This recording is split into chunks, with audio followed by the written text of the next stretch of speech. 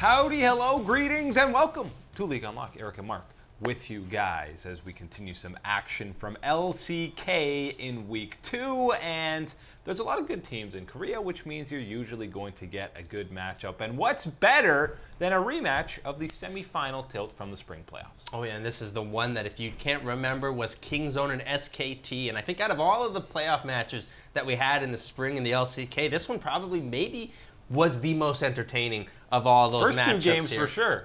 Yeah, absolutely, those first two games. So excited to see them here in summer, looking for SKT to show off something that they've learned from MSI. Yeah, to show up pretty much again here. Hey, Faker said it when they beat Jin Air. Said, hey, we learned a lot from MSI. We've learned how to prepare against some of these teams.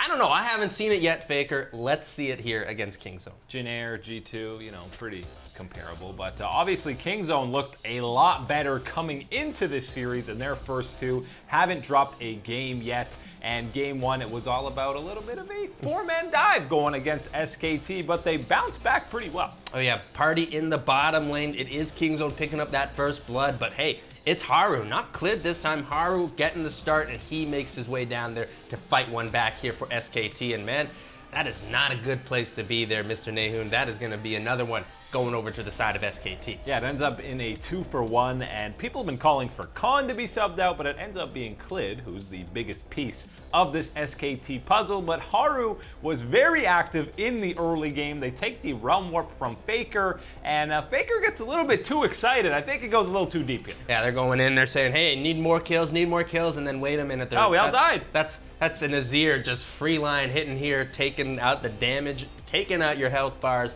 That one puts two back in the pocket of Kingzone. And after grabbing here the Elder Dragon, the Infernal. There it is. Oh, can't even get that one out of my mouth, but it doesn't matter because the damage was coming out here from Kingzone as they take out the fight afterwards. Yeah, they get the dragon, and it's a complete.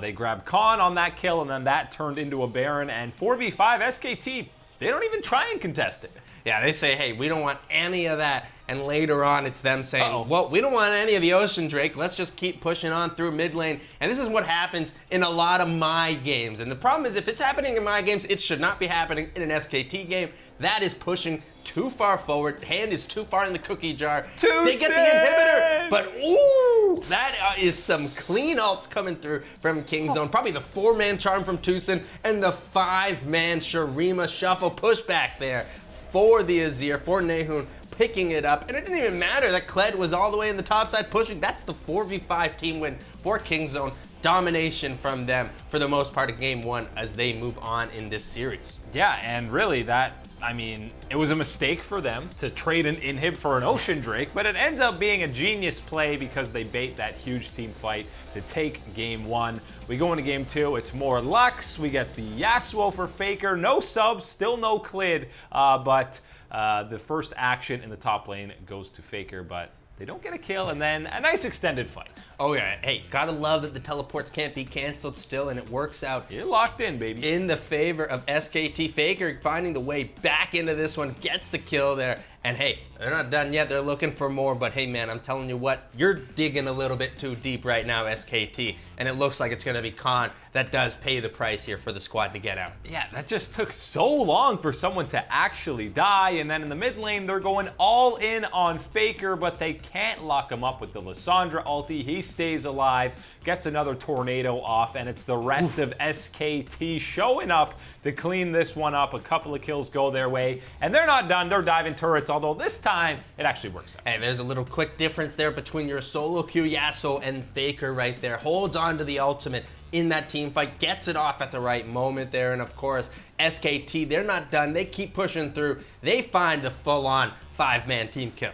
Yeah, and that's another kill for the Yasuo. A 1-man ulti on Tahm Kench, but at this point it doesn't really matter. Khan is incredibly fed on that Aatrox, and the rest of SKT are as well. Faker does go down from Nahun, but it's the rest of SKT again, just taking down everybody. Deft tries his damnedest, but it's not good enough. Hey, Deft trying his best there, but it didn't matter. SKT had the damage to push on through, and now time for the Baron play from everyone, trying to get it down. Look who it's going to go to. Baron's getting down low. Goes down to Kingzone here, but hey, I tell you what. It's a big price to pay for that Baron. Doesn't really matter if you're the ones picking up the Baron afterwards. If pretty much everybody is dead with the Baron, I think only one gets away with the Baron there for Kingzone, and it is not going to be enough for them to push back with just that Baron. SKT even things up and send us to game 3. Yeah, good smite by the Kazakhs to actually secure it. But it doesn't really matter. Cuz grabs it, they lose the game. That is the first game dropped from Kingzone here in 2019 summer. On to game 3, Kennen for Khan, still no subs from anybody, and a Zoe, something we haven't seen very much of here in the summer split. Yeah, well, hey, wouldn't want to see much of this right here. Khan absolutely getting demolished. That did not take very long. That is the Aatrox hitting 1, 2, 3 Qs, getting that damage off, and your health bar is gone. And hey, Aatrox coming through again, getting a nice little steal there. Yep, and he flashes out, but Nahun goes in the pit. They got the Dragon Steel though, that's all they're after, so we'll pretend we didn't see that. And then a fight around Mr. Harold, and it's Kingzone coming in looking good with the Nico ulti. The bubble gets popped, Rascal grabs 1 kill, and Mata does run away with his life, but he leaves his boy Teddy, his lover, in the Xayah.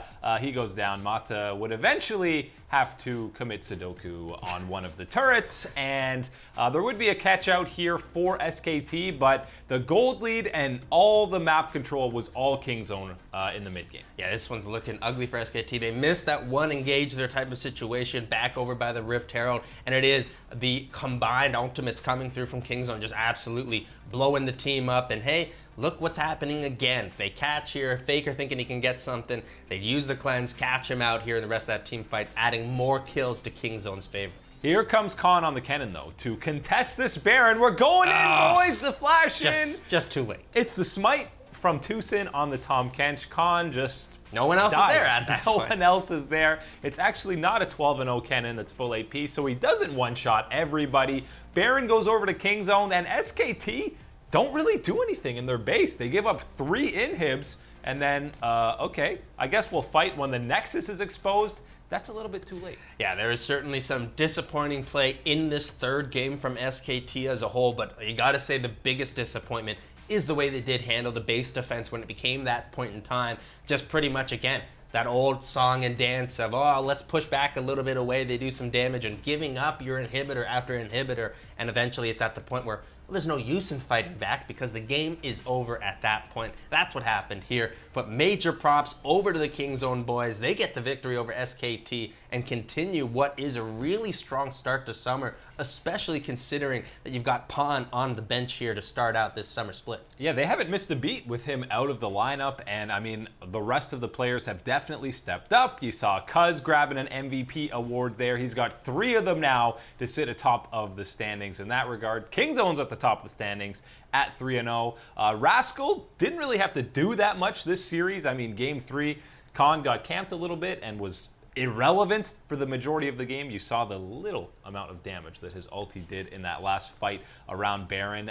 It's not just the death show, as we've said so many times, and give some credit to Nahun. He took down Faker. I was going to say, this is one thing that I wanted to do before jumping over to what kind of went wrong here for SKT. Talking about with Kingzone, Nahun definitely stepping up. This is something that wouldn't have expected heading into this summer split. We thought that we would be seeing Kingzone really fall off the face of the earth here in the LCK, given that Pawn was going to be away and what type of strength and play that we had seen from him recently in the spring split. But hey, Nahun has stepped in, given the performances that they needed, and hey, even more so, I would say, in this matchup here, really did hold his own in lane against Faker, and then let alone in the team fights, found a way to have a really impactful series. Yeah, and Papa Smithy tweeted about it, and he talked about it on the cast, that Kingzone, it's a rarity in the LCK that they are not afraid to pull the trigger and just go in, be aggressive, make plays around the map. That's why they're sitting at 3-0. SKT, there's a lot of issues so far. I feel like one of the biggest ones is still these comps that they're drafting. Yeah, this is one of the disappointing things, actually, because when you look at what was added to SKT this summer, you had the coaching staff changes, adding Nofe